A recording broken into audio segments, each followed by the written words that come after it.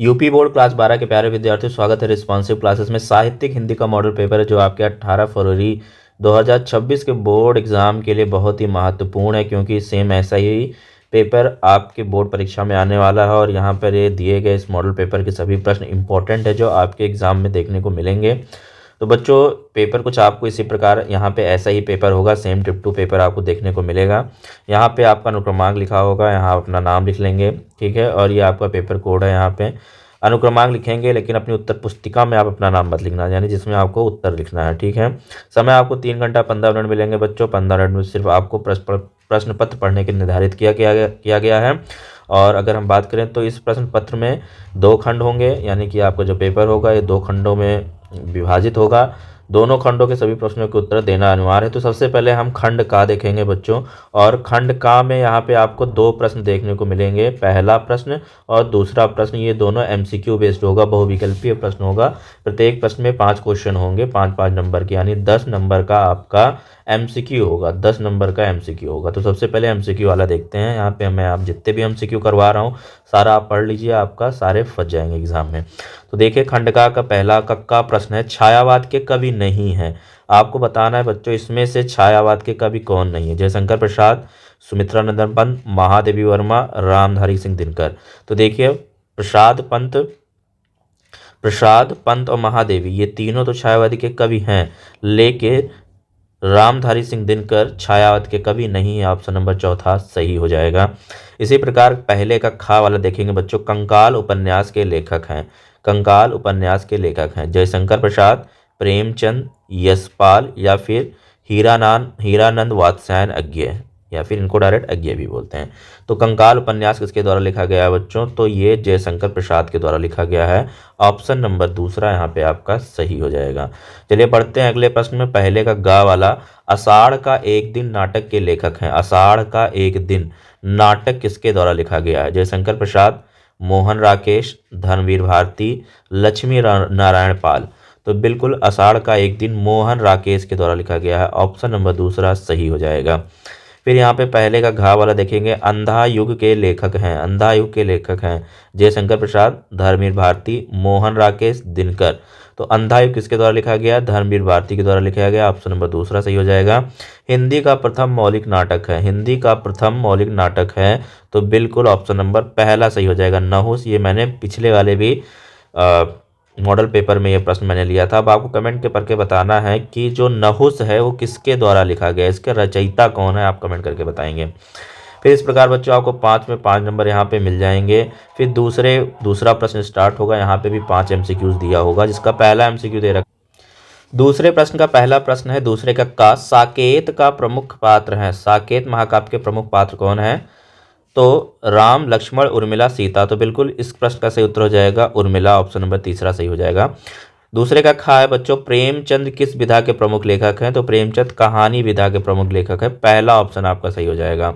भारत भारती के कवि हैं मैथिली शरण गुप्त, दिनकर, पंत, या फिर निराला। ठीक है, तो भारत भारती किसके द्वारा लिखा गया? मैथिली शरण गुप्त के द्वारा लिखा गया है। ऑप्शन नंबर पहला सही हो जाएगा। दूसरे का घा है, गुनाहों का देवता के लेखक हैं धर्मवीर भारती, अज्ञेय, यशपाल, रेणु। तो गुनाहों का देवता किसके द्वारा लिखा गया है? धर्मवीर भारती के द्वारा लिखा गया। ऑप्शन नंबर पहला सही हो जाएगा। निराला का वास्तविक नाम है, तो जिसको हम बोलते हैं सूर्यकांत त्रिपाठी निराला। ऑप्शन नंबर पहला सही हो जाएगा। ठीक है, अब आपको कमेंट करके बताना है कि रामधारी सिंह दिनकर का प्रमुख रचना एक आपको कमेंट करनी है। ये आपको कमेंट करके बताना है, आपके लिए होमवर्क है। चलिए बढ़ते हैं अगला प्रश्न। अगला प्रश्न गद्यांश पर आधारित प्रश्न होता है बच्चों, तीसरा प्रश्न। इसमें 2 गद्यांश आपको एग्जाम में दिए जाएंगे, कोई एक ही गद्यांश आपको अटेंड करना है। प्रत्येक गद्यांश 5 अंक का, प्रत्येक गद्यांश में 5 प्रश्न पूछे जाएंगे, प्रत्येक 2 मार्क्स का होगा। इस प्रकार 5 गुणे 2 यानी 10 नंबर का आपका गद्यांश आता है। इसी प्रकार पद्यांश भी होता है। तो जो गद्यांश आपको अच्छे से आता हो गद्यांश अटेंड करना है, जो पद्यांश आपको अच्छे से आता हो पद्यांश आपको अटेंड करना है। गद्यांश पद्यांश यहाँ 10 + 10 20 नंबर मिलेंगे। ठीक है, तो देखिए मैं गद्यांश पढ़ रहा हूँ। अशोक का वृक्ष भारतीय जीवन और संस्कृति का प्रतीक माना जाता है। इसकी शाखाओं पर खिलने वाले फूल न केवल अपनी सुंदरता से मन को आकर्षित करते हैं, बल्कि मानवीय संवेदनाओं को भी जागृत करते हैं। अशोक के फूलों में करुणा, कोमलता और सौंदर्य का अद्भुत समन्वय दिखाई देता है। लेखक के अनुसार यह वृक्ष मनुष्य के दुख और शोक को दूर कर उसे मानसिक शांति प्रदान करता है। इसी कारण भारतीय परंपरा में अशोक वृक्ष को पवित्र और मंगलकारी माना गया है। प्रश्न पहला है, उपर्युक्त गद्यांश के पाठ और लेखक का नाम लिखिए। तो उपर्युक्त गद्यांश के पाठ क्या है, ये अशोक के फूल से ये पाठ अवतरित है और इसके लेखक हैं आचार्य हजारी प्रसाद द्विवेदी।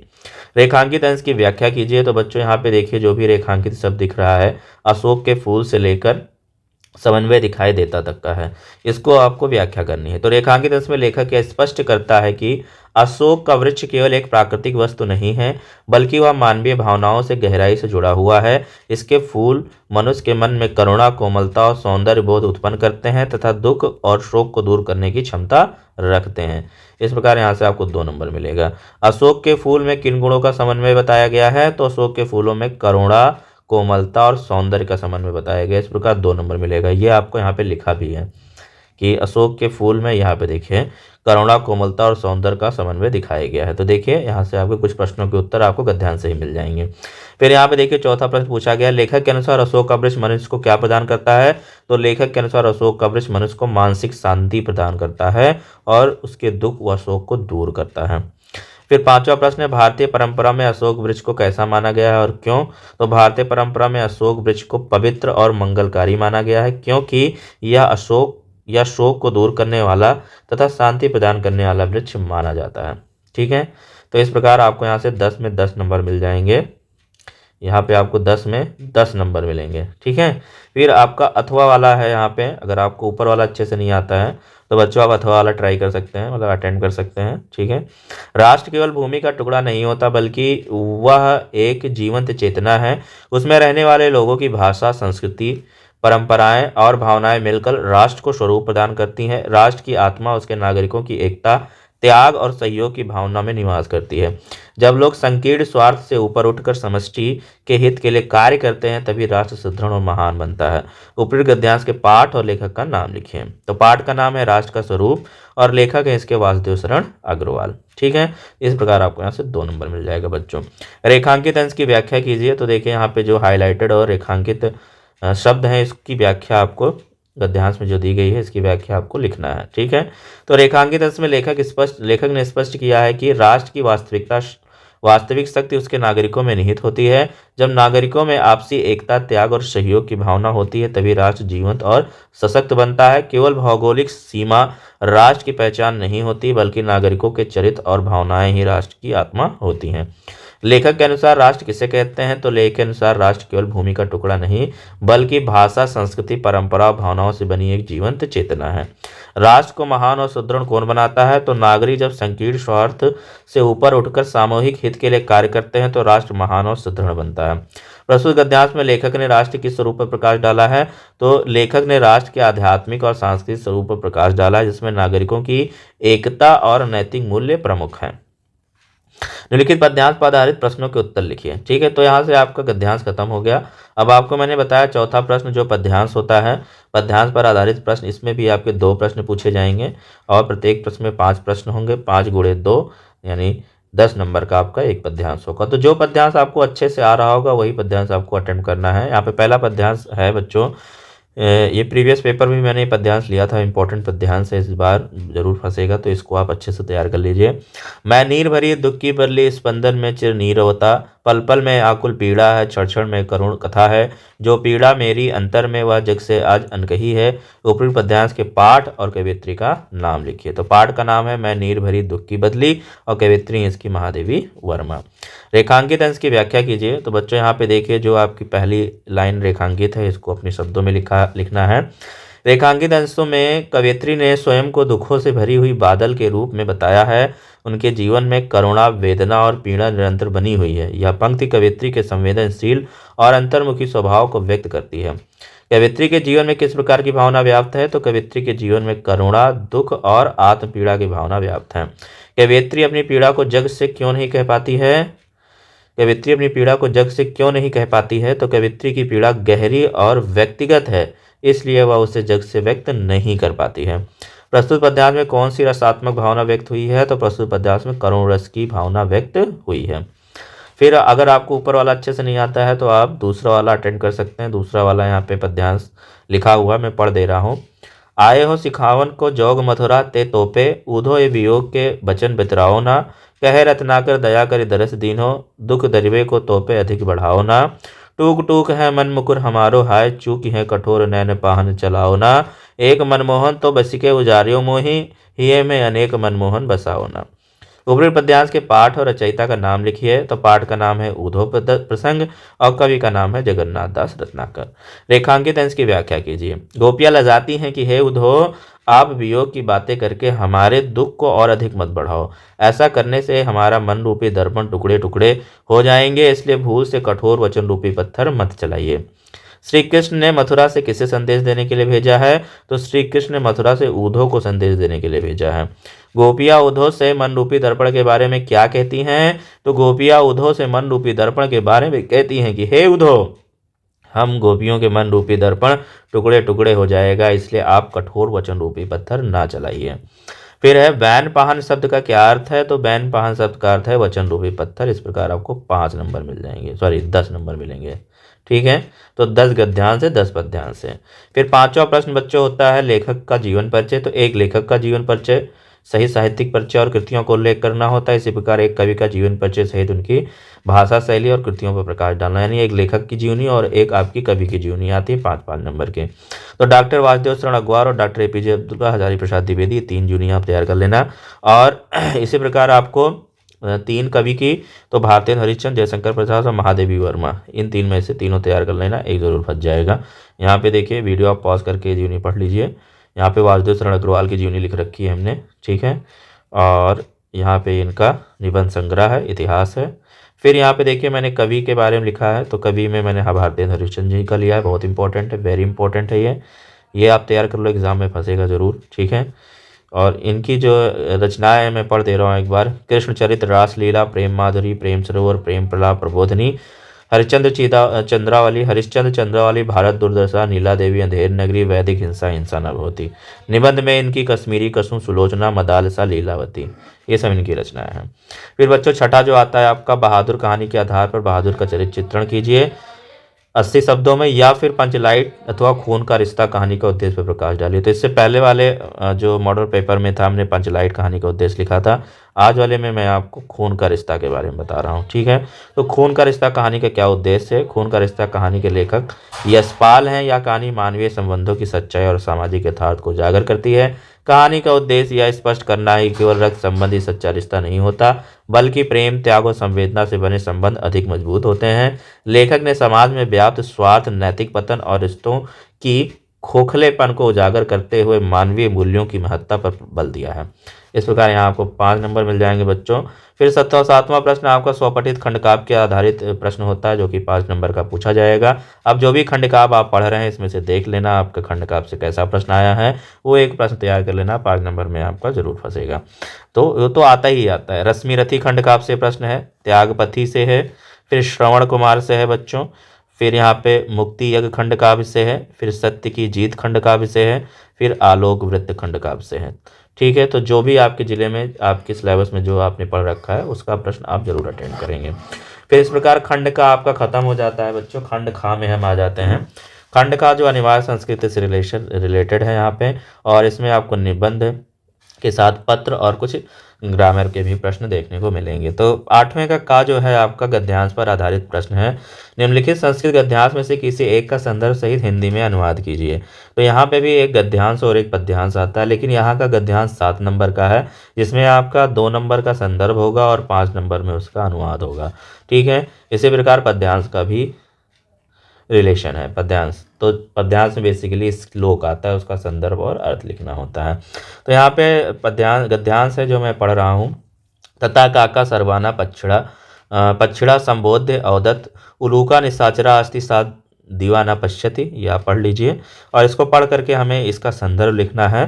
तो प्रस्तुत गद्यांश हमारी पाठ्य पुस्तक संस्कृत के जातक कथा पाठ के उलूक जातकम खंड से ये अवतरित है। इसका अनुवाद मैं पढ़ दे रहा हूँ। क्या है अनुवाद? तब कौवे ने सभी पक्षियों को संबोधित करते हुए कहा, उल्लू रात में विचरण करने वाला है, वह दिन में नहीं देख सकता। राजा को सदा प्रजा का पालन करना चाहिए। जो सब कुछ नहीं देख सकता वह शासन कैसे करेगा, इसलिए उल्लू राजा नहीं होना चाहिए। कोई की बात सुनकर सभी पक्षी सहमत हो गए। अब अगर आपको ऊपर वाला अच्छे से नहीं आता है बच्चों, तो यहाँ पे आप दूसरा वाला अटेंड कर सकते हैं। तथा महर्षि दयानंद समाजे व्याप्तान अंधविश्वासान कुपृष्ठत् दृष्ट्वा दुखिता अभवत। ये है तो उपयुक्त गद्यांश पढ़ करके इसका मुझे संदर्भ लिखना है। तो प्रस्तुत गद्यांश हमारी पाठ्य पुस्तक संस्कृत के महर्षि दयानंद नामक पाठ से अवतरित है, जिसका हिंदी अनुवाद क्या है कि तब महर्षि दयानंद ने समाज में फैले अंधविश्वासों और कुप्रथाओं को देखकर दुख प्रकट किया। उन्होंने वेदों के प्रचार और सत्य धर्म की स्थापना के लिए निरंतर प्रयास किया। ईश्वर भक्ति, स्त्री शिक्षा और जाति वेद का विरोध इनकी मुख्य शिक्षाएं थीं। उनके उपदेशों से समाज में नई चेतना जागृत हुई।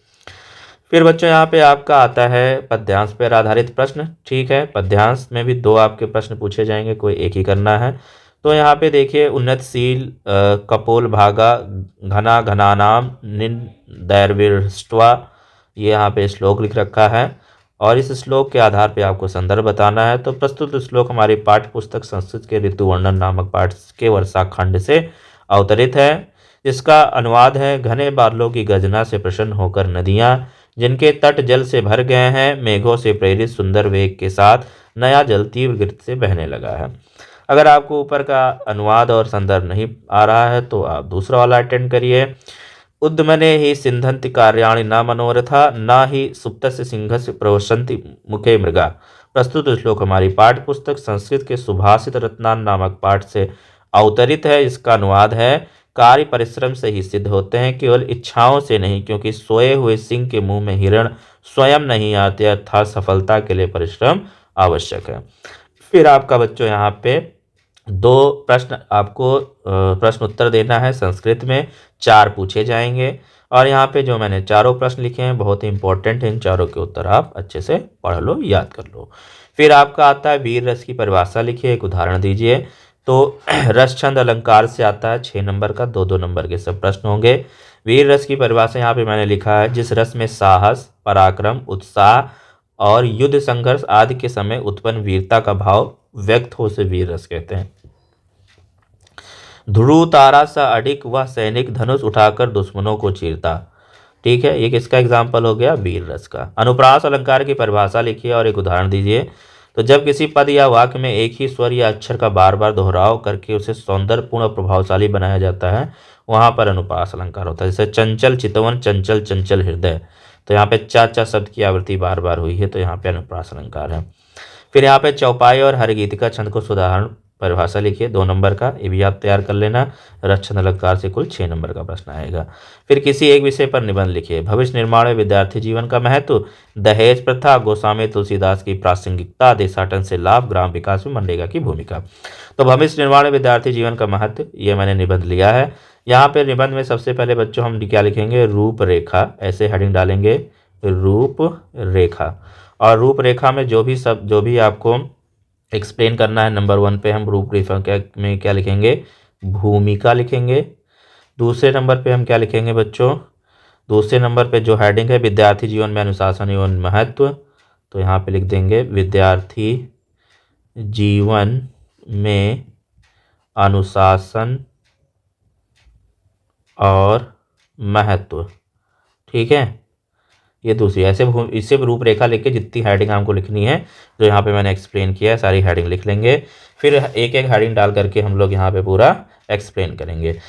तो भविष्य निर्माण में विद्यार्थी जीवन का महत्व, मानव जीवन के प्रत्येक चरण का अपना महत्व है, लेकिन विद्यार्थी जीवन वह चरण है जिसमें व्यक्ति का आधार तय होता है। यह जीवन ज्ञान, संस्कार, अनुशासन और नैतिकता के विकास का समय होता है। विद्यार्थी जीवन केवल पढ़ाई तक सीमित नहीं होता, बल्कि यह व्यक्ति के चरित्र निर्माण और भविष्य के सफल निर्माण का सबसे महत्वपूर्ण समय माना जाता है।